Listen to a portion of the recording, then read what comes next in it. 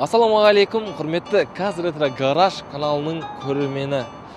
Жалпы комменттерден көп оқып кеттім. Өз стиліндегі видеолар қайда, көліктерді өзгерту, көліктерге тюнинг жасау қайда, там ретро көліктер қайда деп сұрап жатасыздар. Бүгін өте қызық шығарылым болады. Себебі атынан оқығандарыңыздай, мен өзімнің жақында ғана алған камерамның түрін өзгертіп, түсін өзгертіп, жалпы тюнингқа миллионнан аса ақша салдым. Сол себепті ыңғайланып отырыңыздар.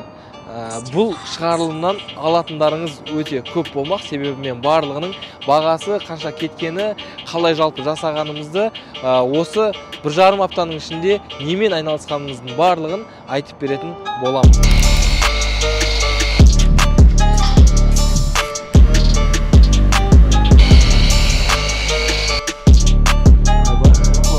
Пленканы жабыстырмай жатып, мынандай синтетический глинамен машина полностью шығу керек.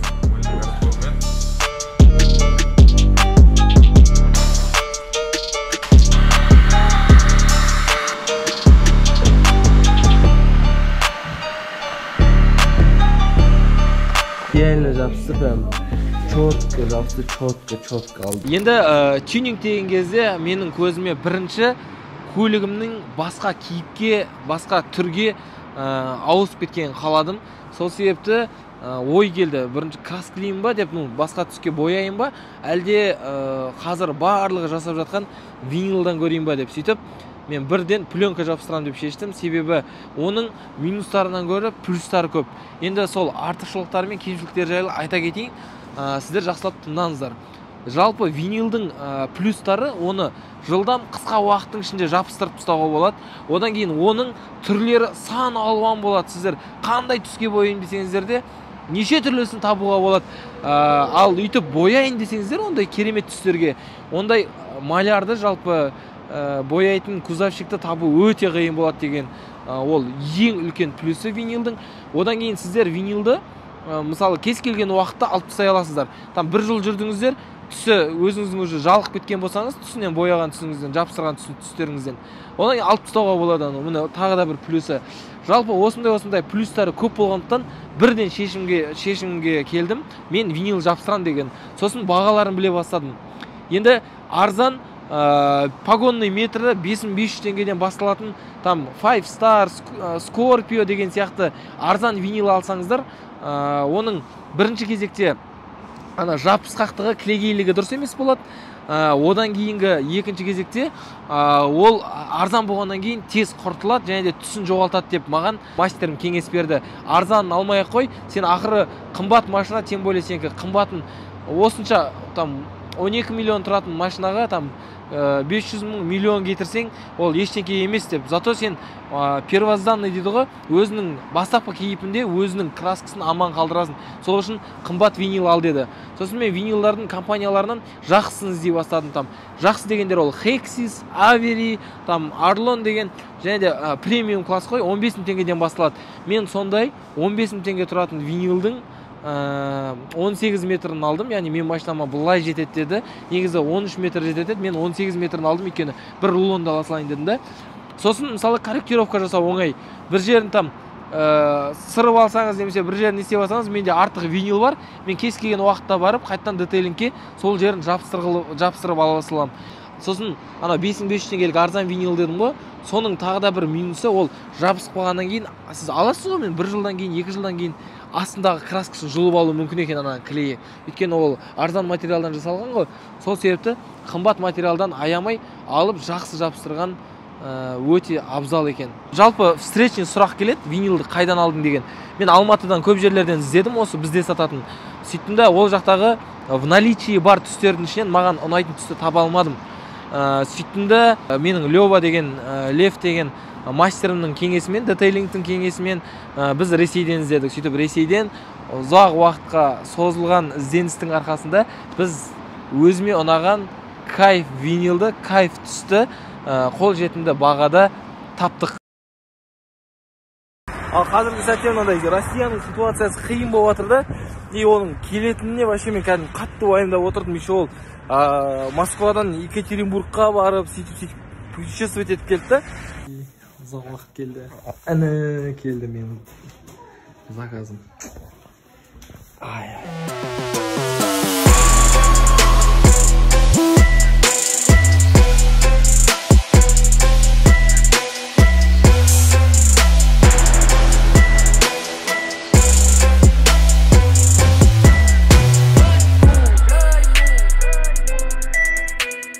Түсін таңдау кезінде өте қатты қиындықтарға тап болдық. Неше түрлі түстер, енді ақыры бояп жатсың, ақыры сонша ақша кетіріп жатсың, әдемі болған қалайсың ғой, бір ерекше болған қалайсың ғой. Сөйтіп біз неше түрлі түстерді іздеп, қарастырып, прям интернетте мен жатып, күні-түні колесада қалай бұрында жататын, дәл солайынан Google'да жатып іздедім, короче, қандай түстері бар, несі бар деп.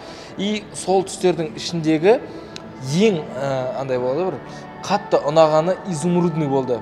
Сөйтіп, мынандай түс, мынандай изумрудный түс.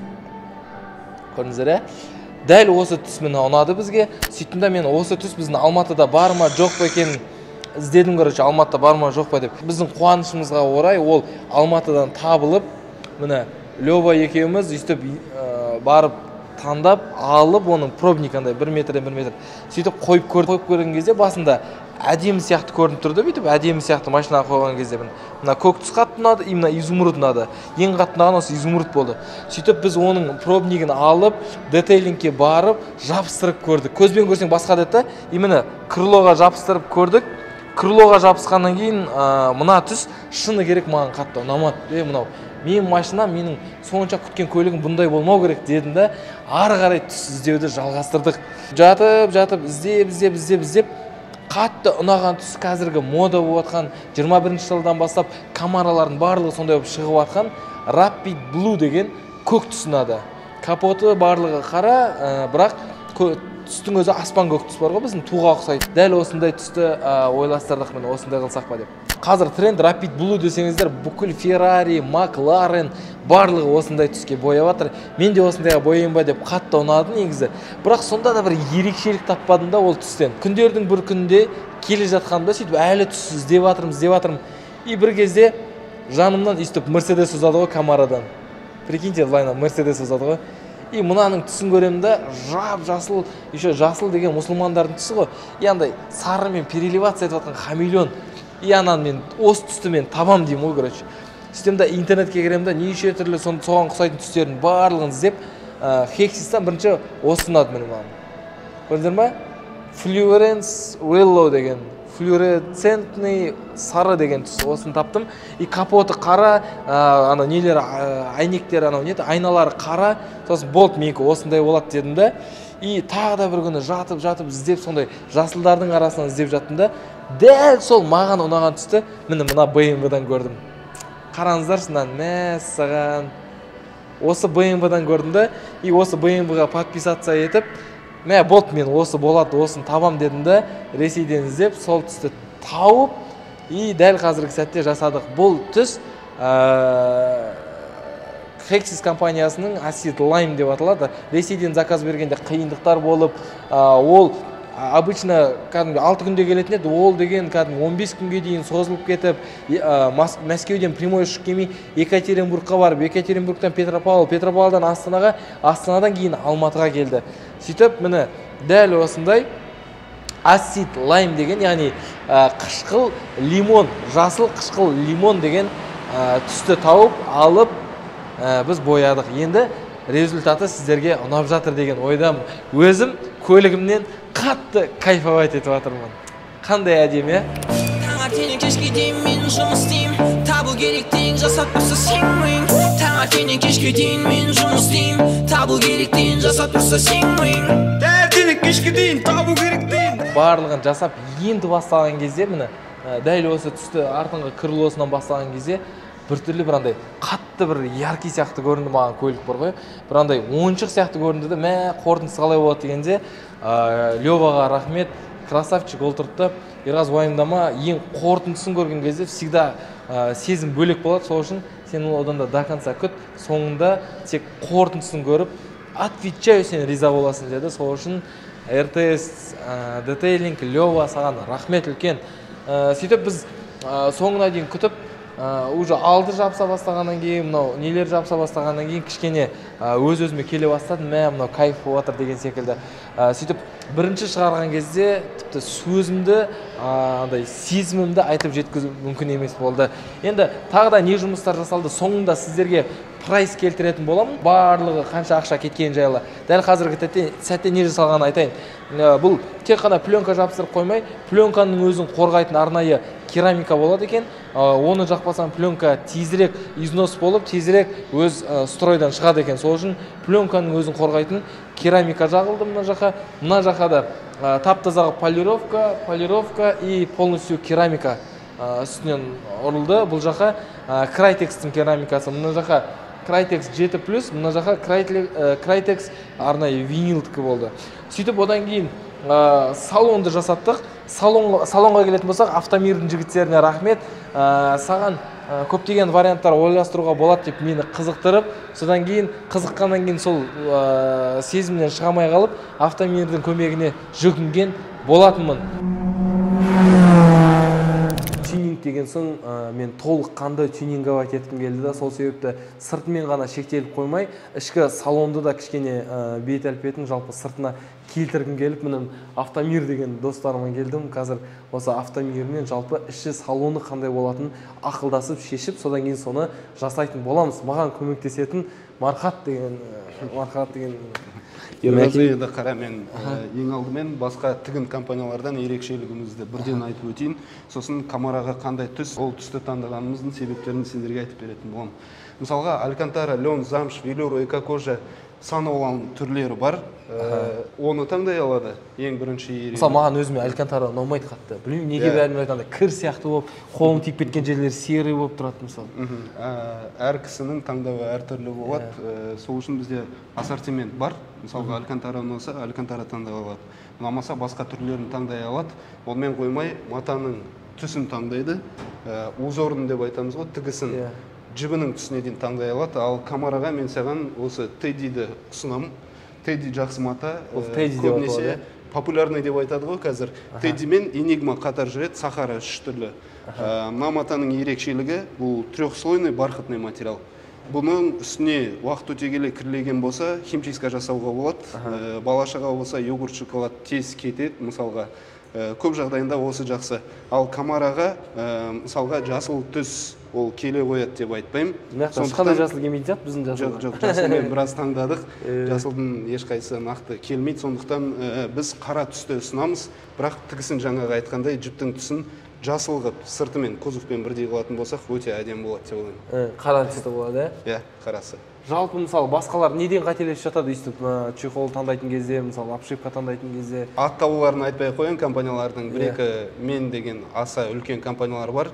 Оларда машинаның белгілі, мысалға Toyota'ға, Camry'ға бір-екі түрін, басқаға бір-екі түрін сондай ғана ұсынады. Бізде тапсырыс беруші өзіне қалаған матаны таңдай алады, қалаған түсті таңдай алады, узорын қандай аламын десе өзі біледі. Өзі таңдайды полностью, Мысалға кейбіреулер 10 күн күтеді, 1 ай күтеді, басқа тігін компанияларында бізде оның бәрі бір күнде шешіледі. Күндіз машинаны алып келсе, көлікті күндіз алып келсе, кешке дайын күйінде алып кетеді. Уже дайын болады. Алдын ала графикқа жазылады, бұлайынша бір күнде шығады бізде. Базар жоқ, бір күнде. Менің қазір сонда қалдырдық, бір күнде уже дайын болады бүгін, Бүгін қалдырсаң, бүгін дайын болады ғой. Кетіп онда көрейік не жасалып жатқан. Негізі өзімдікі де кайф па еде орындығым, шеше цветімді қарсы цветімді. Негізі, машинаның өзінің орындықтары сиденесі жаман емес, кожасы бәрі әдемі. Жылына қарамай бәрі орнында. В принципе, просто бұл жерде істейін деп тұрғанымыз машинаның сыртына үйлесімді болуын істеп тұрқ қой. Енді мынау нәрсе қазіргі істеліп жатқан. Мынау ликал деп аталады. Машинаның дайын бізде ликалдар бар. Ликал деген ол размерлері. Мысалға біз қазір мынаның ортасын, әрбір детальдарының бәрін бөлек-бөлек матаға түсіреміз. Матаға түсіргеннен кейін оны тігіп бастаймыз.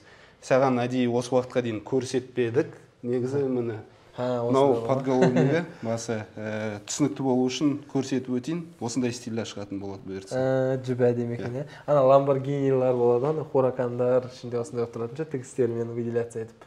Жоқ, әдемі. Қалай болады мына орталарын бөлесіңдер ғой да, или що? Или вообще в целом тігістердің барлығын ба? Узор ешқандай қолданбаймыз, өзі қандай тігісін қайталаймыз. Қара түсте, өйткені салонның іші өзі қара ғой көп жері. Соған үйлесімді болу үшін общий фон қара болады, а жібінің тігісі кузовына жаңағы айтқандай сыртына келу керек. Мына жердегі тігісті көріп тұрғандай, мына моменттердің бәрі осылай қайталанады. Маған ұнап тұр негізі түсі. Бірақ ертең отырған кезде қалай болады екен? Бірақ бұны біз қазір подголовниға қарап, матасына қарап, жібіне қарап ештеңе айта алмаймыз. Бәрі орнына келгенде, машинаға қойылған кезде сол кезде қарау керек. Жалпы көрдіңіздер ме, біз өзіміздің кожаны құртпас үшін жалпы тұра берсін, сыртынан чехол обшивка ғана істейік, ал өзінікін перешивка жасамай қойық деп шештік.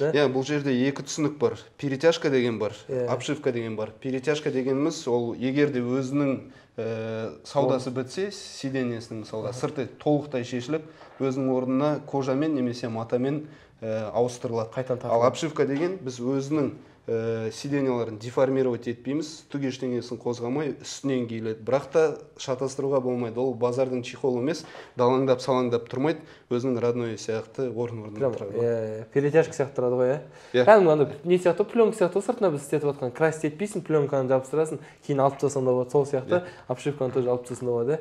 Ендеше іске сәт. Рахмет, менің автомобильдің жігіттері, контактыларын бәрін қалдырып кетемін. Келіңіздер, қолданыңыздар. Поликтарын да ойластырдық. Неге десеңіздер, менде тұрған полик, родной полик қандай, мата полик та. И ол балшық, аям, шаң болған сайын бір иш шығады, лайдың иші бір кебеді ғой балшық, сол кезде бір түрлі иш шығады. Вовремя жуып үлгермесең, далада жаңбыр апталап жауып тұрған кезде қай уақытта жуып үлгересің. Сол себепті біз поликті де өзгертейін дедік. Сол себепті елдің бәрі қойып жатқан Эва полик. Заманауи. Мықты материал. Суық кезде треск етпейді енді, резиновый материалдар сияқты заводской. Және де 1,5-2 литрдай су төгілсе де ұстап қалады ячейкаларында. Сыртқа шығарып, бір қағып жеріп, жуып жері оңайда. И машинада әдемі көрініп тұрады. Цветіне келсек? Цветі машинаның өзі тым яркий көрінгеннен кейін, содан кейін іші черный заводской бағанағы классический болған дұрыс деп шештік. Цветтер көп болып кеткен қате ғой негізі, қызыл жасыл сары әлем-желем қылып жүргенше. Аяқтың астында тұрғаннан кейін қара болған дұрыс сияқты. Сол үшін барлығы, окантовкаларында барлығы. Қара цвет таңдадық сондықтан. Все, примерно орнына қойылғаннан кейін көретін боламыз қалай болған. Әркімде әртүрлі жағдай, жерге төккен тері қарамайды. Нағыл дейді нағыз ойбай, айтатын сөздері менің сондай. Шашақ беттім мәшіндерді оңдай, ойлай, қоймай, запчастарға тоймай, желектеп бүліп бірім көлігіңді соймай. Қолымды батырамын қап-қара қанға, береміз тіршілікті өлі темір жанға. Астындағы мінетін тұлпарыңды ұстап таңда. Сыртының түсіне келтіріп, салонды жынды қылып істеп шығып, полностью обшивкасын жасап, эваполиктерді салып шыққаннан кейінгі жетіспегені ол диск болды. Бұл өзінің хром түсінде тұрды, американский хром болып, аппақ білесіздер ғой, алдыңғы обзордағы. Сөйтіп бұны қара глянец емес, бұны Лёва айтты, давай графиттің түсімен бояймыз деді, қара графит деді. И сәл оттенокпен біз графиттің түсіне боядық. Енді барлық жұмыстың қорытындысы сіздерге ұнап жатыр деген ойдам, өзімнің көңілімнен қатты шығып тұр. Прям мен ойлағандай көлік болды. Кайф, кайф ой мынау деген. Енді бағаларына келетін болсақ. Енді кеткен шығынға келетін болсақ, масқара мен мына заметкеға барлығын жазып жүрдім. И кәдімгі жүрегім тарсылдап жатыр.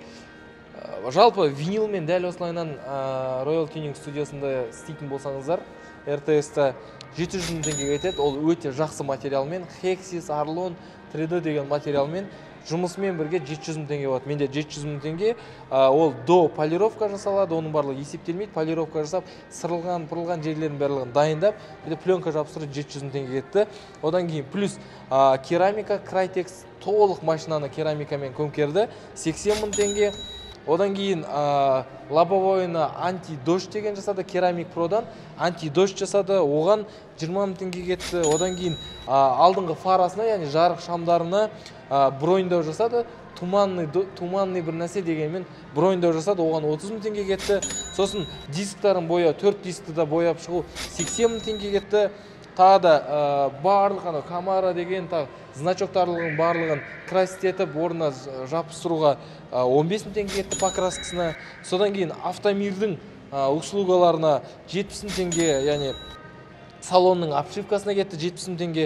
Сосын Эвополикқа 15 мың теңге. И толыққанды разбормен химчистка ішін барлығын тазалап шыққанға, анау Эвополик самай, обшивканы самай жатып тазалап шыққанға 25 мың теңге кетті. Барлық шығын 1,35 мың теңге.